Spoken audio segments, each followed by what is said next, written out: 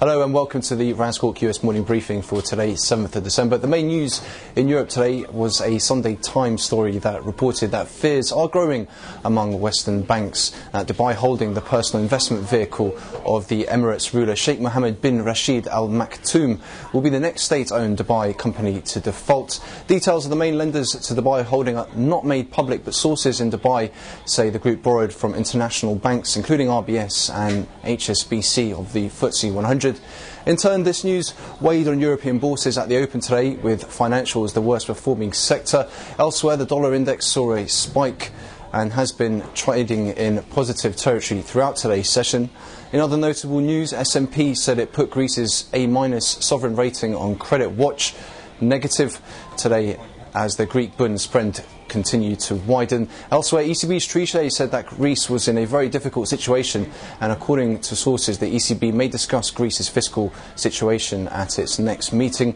In terms of US equity-specific news, Boeing, after more than 2 years of delays, company's 787 Dreamliner could make its first test flight as early as next week.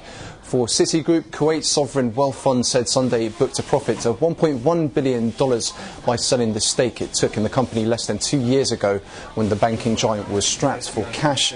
The Kuwait Investment Authority said in a statement it sold the preferred shares after converting them into common stock for $4.1 billion. In other related news, company is trying to persuade US government to allow it to repay $20 billion in taxpayer funds before a window to launch a share sale effectively shut by the middle of this week. In terms of other equity-related news, Intel's plans to move into a new semiconductor market suffered a setback as the company disclosed it is cancelling the first chip based on a novel design dubbed Larrabee, according to reports in the Wall Street Journal today. On the broken move front, US financials and energy stocks are to gain the most in 2010, according to Bank of America Merrill Lynch.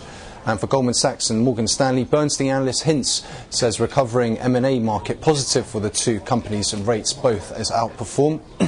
Elsewhere, American Express has been upgraded to neutral from underperform at Bank of America, as has Capital One.